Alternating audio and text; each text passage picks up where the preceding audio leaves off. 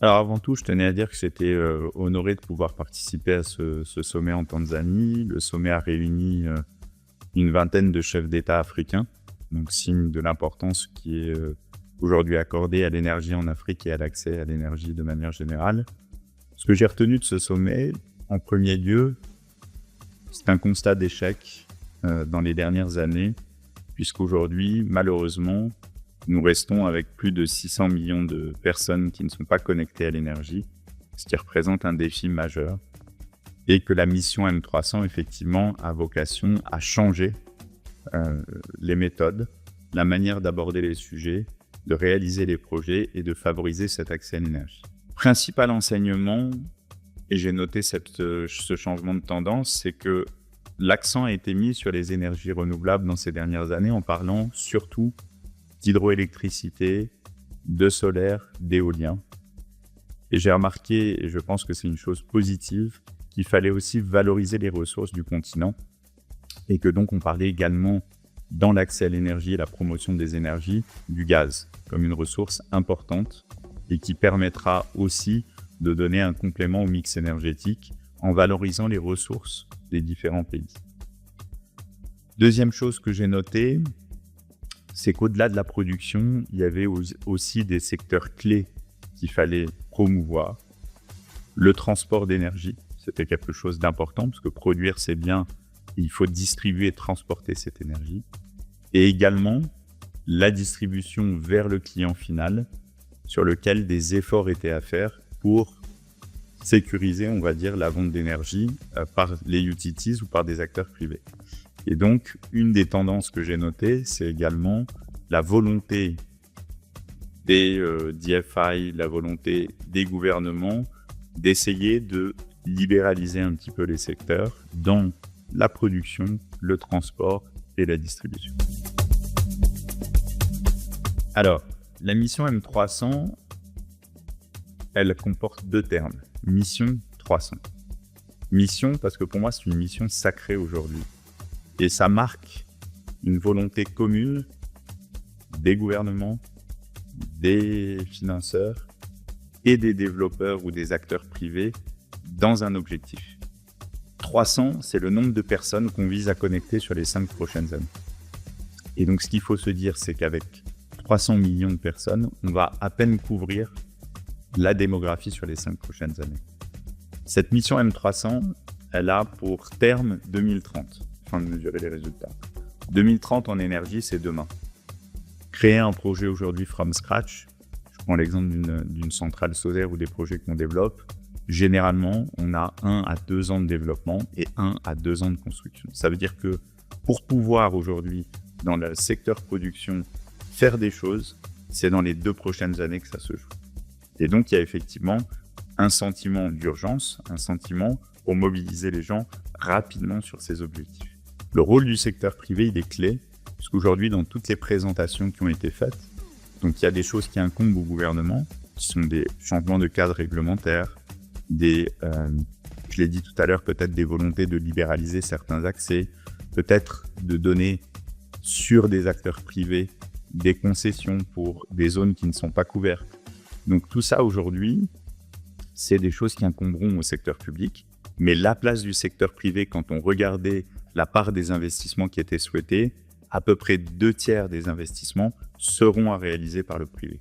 Et donc le secteur privé, il a un rôle clé à jouer, mais il a un rôle clé à jouer main dans la main avec le secteur privé, le secteur public, je veux dire les gouvernements, et avec les développeurs et les financeurs pour avoir plus de soutien, plus de visibilité et plus d'engagement. Première opportunité que je vois pour Action Énergie, par exemple, c'est au travers de WeLight.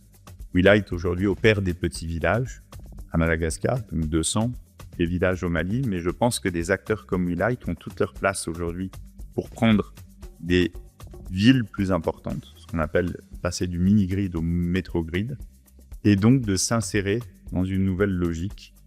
C'est la première opportunité que je vois pour Action Énergie. La deuxième opportunité, c'est qu'il y a un momentum.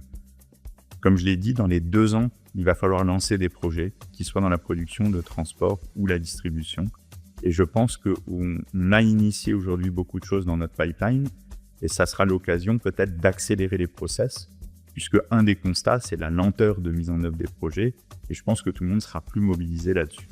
La troisième chose, c'est que Action Énergie était surtout focus sur des projets solaires, stockage et hydroélectriques.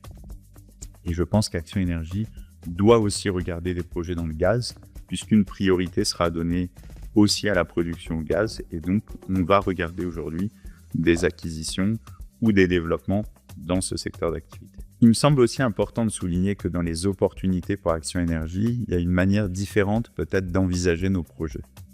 J'ai été amené à intervenir à l'AEF sur le rôle de l'intégration régionale, des réseaux interconnectés, et j'ai noté aujourd'hui une volonté de favoriser cette intégration régionale. Et je pense que Action Énergie a tout intérêt à ne pas se focaliser que sur des projets, ce qu'on appelle utility scale, donc à destination de la utility du pays dans lequel il opère, mais dans le cadre de l'ouverture régionale, à envisager des structures de contrats d'achat d'énergie qui permettront aussi d'exporter l'énergie vers d'autres pays ou de vendre cette énergie à des acteurs privés.